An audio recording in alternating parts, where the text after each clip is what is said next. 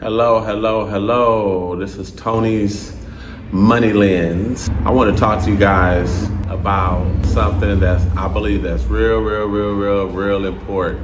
I want to tell you about a financial decision I actually made when I was 20 years old that I wish I can go back in time and change, but I can't. But I'll tell you what happened when I was 20 years old. A financial decision that was. First of all, when I was 20 years old, I was loaded. I had saved a lot of money already, and I had 6 figures saved up at 20 years old. But some of the decisions I made was a wrong decision. And if I can go back in time, I would definitely change that. The whole situation was a learning experience, a lesson, something that I don't want my viewers to have to go through. But when you're young, as they say, young and dumb, sometimes it'll catch up to you. So when I was 20 years old, I was working at Circuit City at the time. I'll tell you, I was making about $60,000 a year at Circuit City. I was selling electronics, I was selling cell phones, I was selling all these different things, answer machines, you name it. And at the time, I was also doing my own business because I had started that a year prior. So I had 6 figures to start my own business. What happened was I was thinking if I can just take all of my time with my own business, not have to worry about clocking in, clocking out, listening to my boss, understand that a job stands for just over broke or journey on to brokenness. And I just didn't want to be in that label of just having a cap, because I knew at Circuit City, I'm only gonna make so much money at Circuit City. So in my own business, in my own company, I knew I could sell hair products in LA, Culver City, Long Beach, Compton, New York, Atlanta, Nigeria, worldwide. You understand what I'm talking about? So there was no cap to my money, right? I knew I can aim toward that 1% of 0.5% of 1% of $1 billion if I can only do this thing full time. But not understanding the fact of, okay, 100,000 is really not a lot of money when you starting your own business, your own company. And I'm thinking I should be good. I can buy some hair products. I can work all day, formulate new products, go get an office, pay somebody at the office, all of these things. But what I would change was not quitting Circuit City.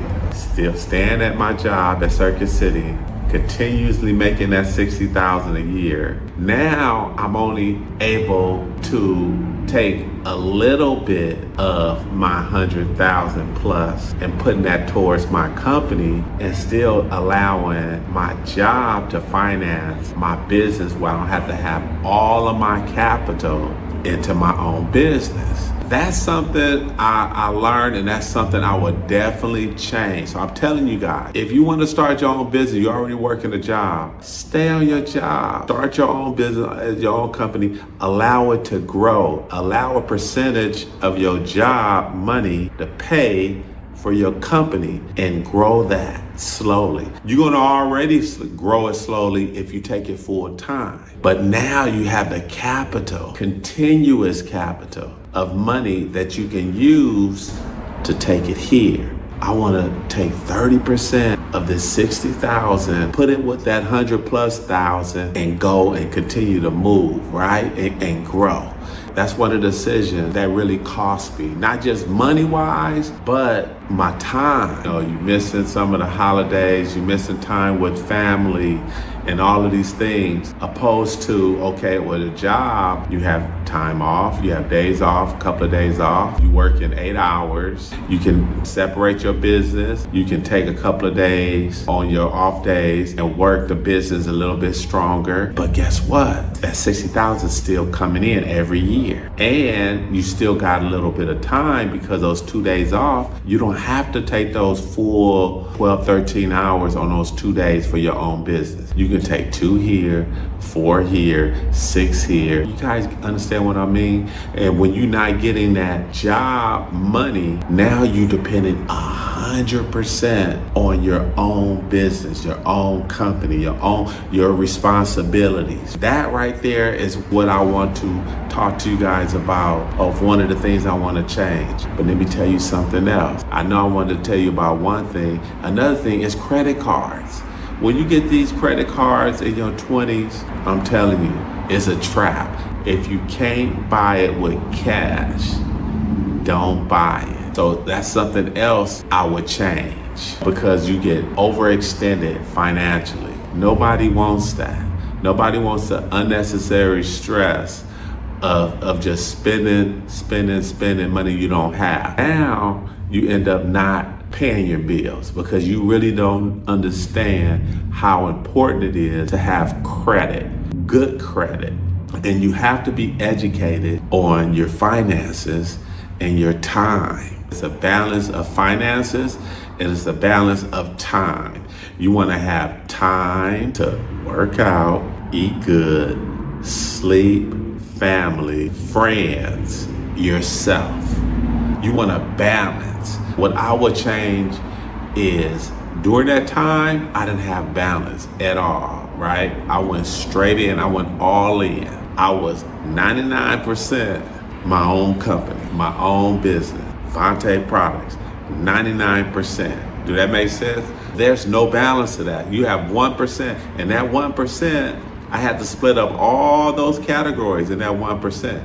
Family, time for myself, eating right, working out, friends. Do that make sense? So all of these things was in that 1%, all of it.